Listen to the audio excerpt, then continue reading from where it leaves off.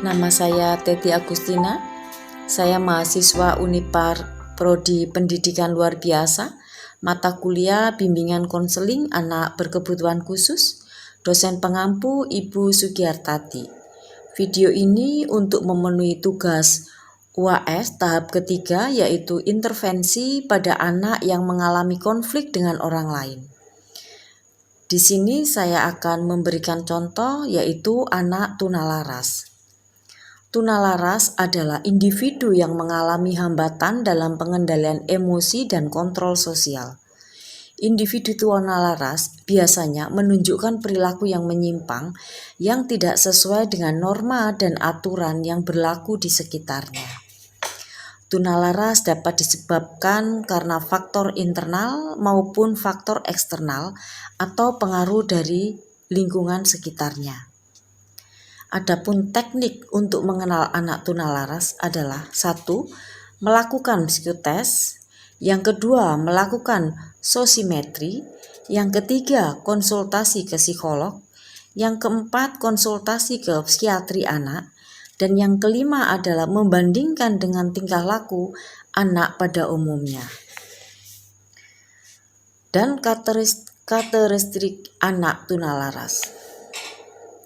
Anak tunalaras mengalami gangguan perilaku.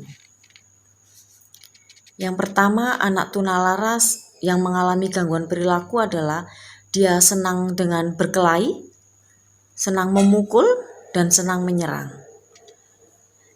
Yang B adalah suka pemarah, yang C adalah suka membangkang, yang D suka merusak, yang E tidak sopan, atau berperilaku tidak sopan, yang F adalah suka menentang dan tidak mau bekerja sama, yang G adalah suka mengganggu, yang H adalah suka ribut dan pembolos, kemudian yang I adalah mudah marah, J anak hiperaktif atau suka berbohong, kemudian K iri hati dan pembantah, L ceroboh dan suka mengacau, M suka menyalahkan orang lain, dan N mementingkan diri sendiri.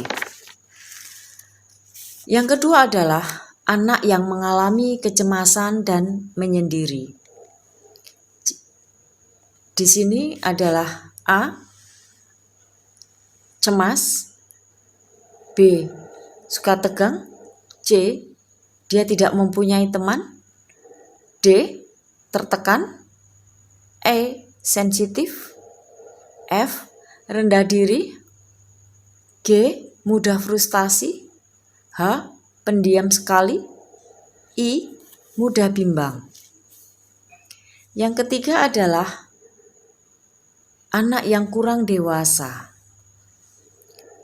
Contohnya A pelamun, B kaku, C pasif, D mudah dipengaruhi, E pengantuk, F pembosan.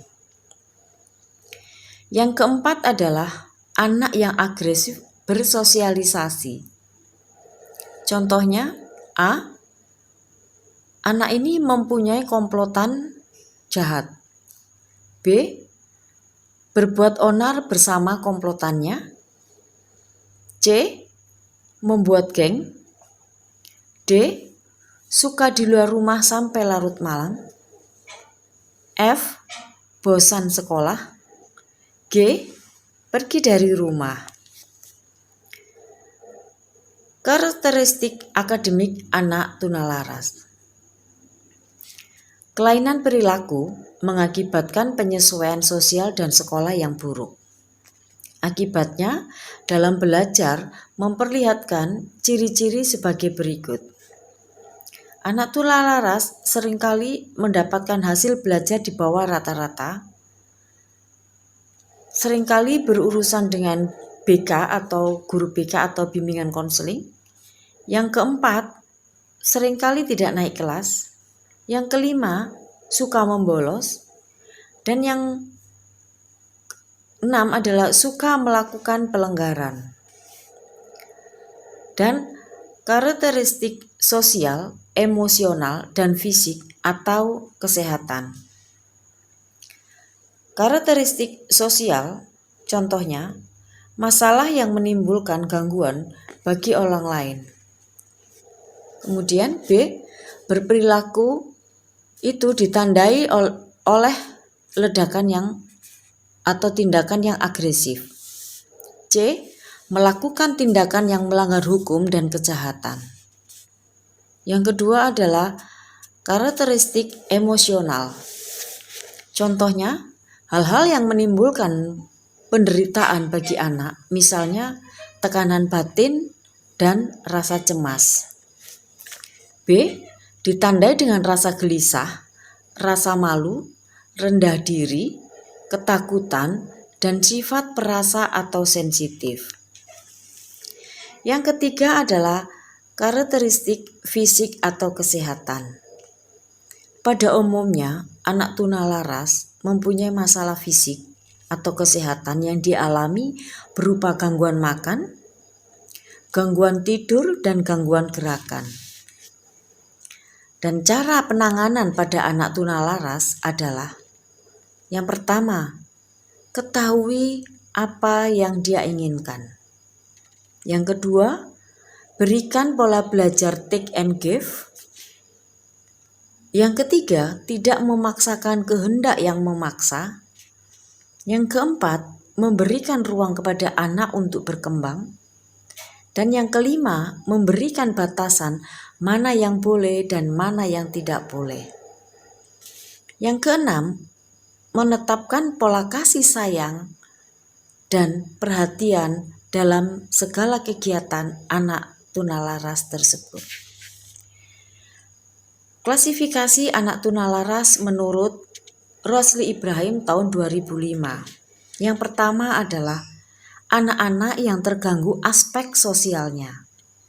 Yang kedua, anak-anak yang terganggu perkembangan emosinya.